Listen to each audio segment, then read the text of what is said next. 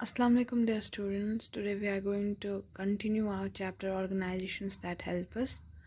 Today we are going to read about the remaining part of this chapter. आज हम पढ़ेंगे पहले ही fire brigade के बारे में। ये जो ऑर्गेनाइजेशन है ये हमारी ज़िंदगी में कैसे इम्पोर्टेंट है। तो बच्चों आप लोगों को मैं बता दूँ फायर ब्रिगेड क्या होता है। ठीक है, जब कभी खुदा ना करे कहीं पे आग लग जाती है, फर्स्ट एंड फॉरमोस्ट थिंग हम अपने आप से उसको काबू करने की कोशिश करते हैं। फिर जब वो अल्लाह ना करे काबू ना हो तो फिर हमें फायर ब्रिगेड को बुलाना पड़ता है। ये गवर्नमेंट की एक ऐसी सर्विस है, हमारी लोकेलिटी में होती है, जब कि वो तब आती है जब कहीं पे आग लगी होती है तो हम वो वहाँ पे बचाने के लिए आती है।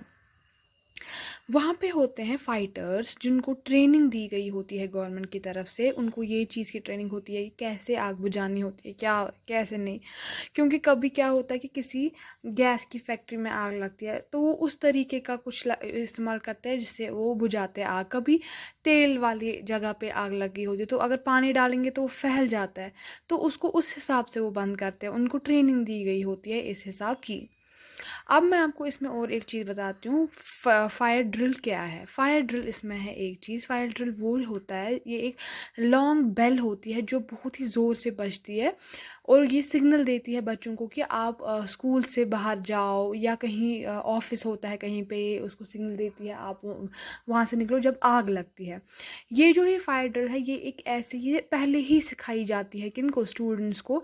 ये इसीलिए सिखाई जाती है क्योंकि ये उनको टीच करती है कि उनको कैसे बचाना है खुद को। खुदा ना करे अगर कभी आग लग जाए तो बच्चों को कैसे बचाए अपने आप को, वो कैसे निकलेंगे उस बिल्डिंग से बाहर। और जो ये फायर अलार्म्स है, ये एक ऐसे अलार्म्स होते हैं जो फायर के टाइम पे बजते हैं। जैसे ही फायर ये धुआं जहाँ पे होता है ये धुआं की वजह से एक्टिवेट हो जाते हैं। ये ऐसे अलार्म्स होते हैं जब कहीं पे धुआं होता है तो ये ज़ोर ज़ोर से बजने लगता है। ये पीपल्स को अवेयर करते हैं कि यहाँ पे कोई ना कोई गड़बड़ है, यहाँ पे आग लगी है, तो आप अपने बचाव के लिए निकल जाओ। Now coming to post office. बच्चों पोस्ट ऑफिस क्या होता है, ठीक है।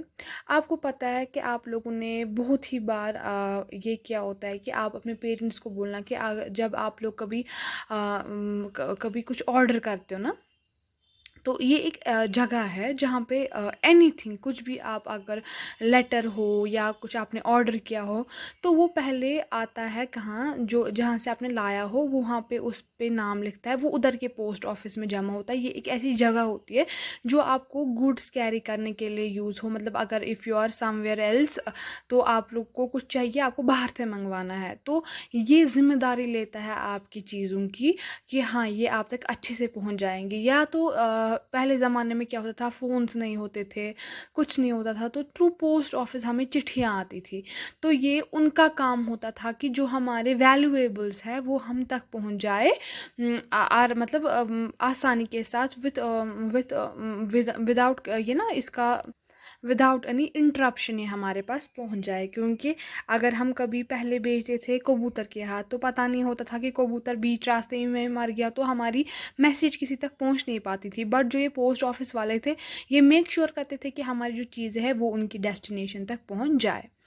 Now coming to the armed force. Armed force क्या होता है बच्चों? बच्चों आपको पता है कि मिलिट्रीज वाले जो होते हैं वो एक ऐसी आर्म्ड फोर्स होती है जो गवर्नमेंट ने तैनात की होती है। किसके लिए?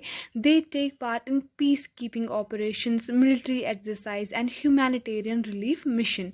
इनके बहुत ही सारे काम होते हैं। देखो क्या, एक तो ये पीस कीपिंग, अगर कहीं पे कुछ वॉर वगैरह होगा तो ये वहाँ पे लोगों के बचाव के लिए आते हैं, ये पीस मेंटेन करने के लिए आते हैं।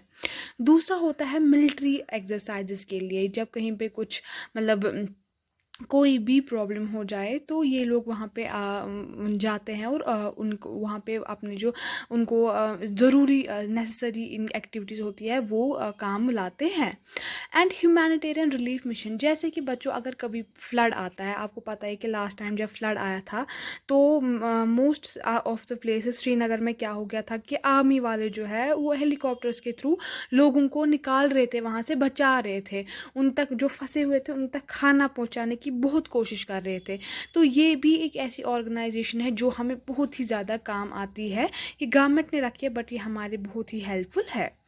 Now coming to the last one, that is voluntary organisations. बच्चों, वॉलंटरी ऑर्गेनाइजेशन वो ऑर्गेनाइजेशन होती है जो एक ग्रुप ऑफ पीपल्स जो है वो वॉलंटरली अपनी मर्ज़ी से उठकर कुछ अच्छा काम करते हैं।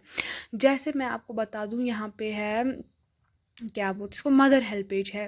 ये ना अनंतनाग में मदर हेल्पेज एक वॉलंटरी ऑर्गेनाइजेशन है। ये गवर्नमेंट की अलग है, मतलब बाकी चीज़ें तो गवर्नमेंट रिलेटेड होती है, बट जो ये वॉलंटरी ऑर्गेनाइजेशन होती है ये नहीं होती है गवर्नमेंट के रिलेटेड, ये प्राइवेट होती है। ये कोई इंसान जो होते हैं जो बहुत ही अच्छे इंसान होते हैं, ये वॉलंटरी ऑर्गेनाइजेशंस फाउंड करते हैं और लोगों की हेल्प करते हैं।